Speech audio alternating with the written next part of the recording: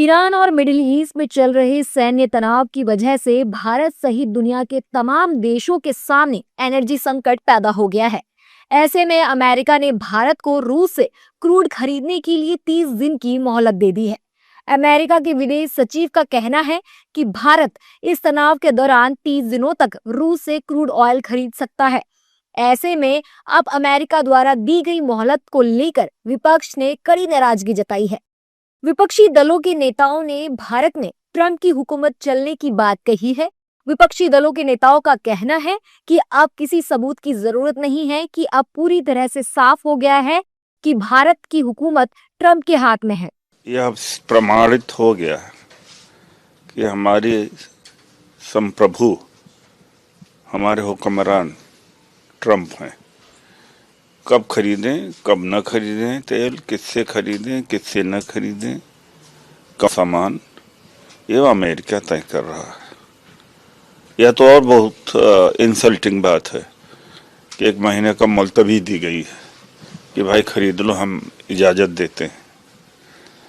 तो ये तो हमारे देश की जो सॉवरेनिटी है उसके ऊपर प्रहार है। देखिए साहब, अगर ये बात सही है तो ये भारत के लिए शर्म की बात है। मतलब कौन होता भाई अमेरिका? ठीक है, वो चलो आपकी कोई ट्रेड डील हो किसी से, वो ना दे पाए, कहीं अच्छा कहीं और से खरीद लो। कोई माफ करिएगा, मैं ये शब्द नहीं इस्तेमाल करना चाहता, पर हमारा बाप है क्या अमेरिका? या हमारी सरकार का बाप है? या वो बताएगा क्या होना है? भाई आपसे हमारे संबंध कूटनीतिक हैं, एक दूसरे के उसके हैं, लेकिन हम किससे तेल खरीदते हैं, किससे क्या लेते हैं, क्या नहीं लेते हैं, अमेरिका बताएगा क्या? और भारत सरकार को बताना चाहिए क्या अमेरिका झूठ बोल रहा है। साथ ही साथ अब रशियन ऑयल ट्रेड डील पाने के लिए आपने रशियन ऑयल नहीं खरीदेंगे, आपने उस पर कॉम्प्रोमाइज किया। अब आकर आप, क्योंकि इस तरीके की परिस्थिति बनी हुई है कि पूरा ऑयल ट्रेड डिस्टर्ब हो चुका है, तब हम इंडिपेंडेंट डिसीजन लेने के बजाय हम यूएस की तरफ देख रहे हैं कि यूएस बताएगा कि हमें क्या करना है क्या नहीं करना है।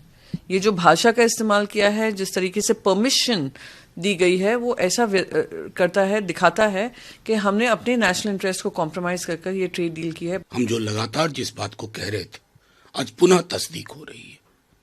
मतलब ये क्या दादागिरी है?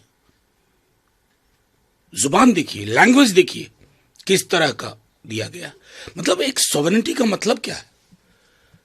संविधान की प्रस्तावना में सार्वभौमिक का मतलब क्या? अपने मिट्टी में मिला के रख दिया।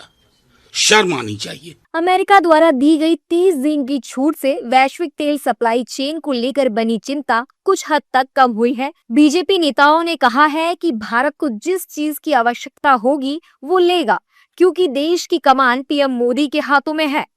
जिस प्रकार से स्ट्रेट ऑफ हॉर्मुज़ के हालात बने हुए हैं और भारत की अपनी तेल की आवश्यकता है जिसमें वो कोई कॉम्प्रोमाइज नहीं कर सकता है। रूस से पहले भी हम लोग लगातार तेल ले रहे हैं, आगे भी लेंगे, छूट की कोई बात नहीं है। ये भारत की अपनी आवश्यकताओं के लिए हम शुरू से कहते रहे हैं कि हमें जो करना पड़ेगा हम करेंगे। देखिए, भारत अपने हितों की रक्षा करने में सक्षम है। भारत कोई कमजोर देश नहीं है। भारत का नेतृत्व नरेंद्र मोदी जी के हाथ में है। नरेंद्र मोदी जी पूरी ताकत के साथ देश को आगे बढ़ा रहे हैं। रिमोट कंट्रोल से चलने वाली सरकार नहीं है। मनमोहन सिंह जी के जमाने में दिखाने के लिए कुर्सी पे मनमोहन सिंह बैठे थे। सरकार का संचालन सोनिया गांधी जी करती थी। आज ऐसी सरकार नहीं है। देशवासियों के हित में, देश के हित में जो निर्णय होंगे, सरकार स्वतंत्रता पूर्वक बिना किसी दबाव के। बता दें कि रूस तो पहले ही भारत को ऑफर दे चुका था, लेकिन सवाल यह उठता है क्या इन 30 दिनों में भारत अपनी समस्या का हल निकाल सकता है, और इस दौरान वास्तव में रूस से कितना तेल खरीदा जा सकता है।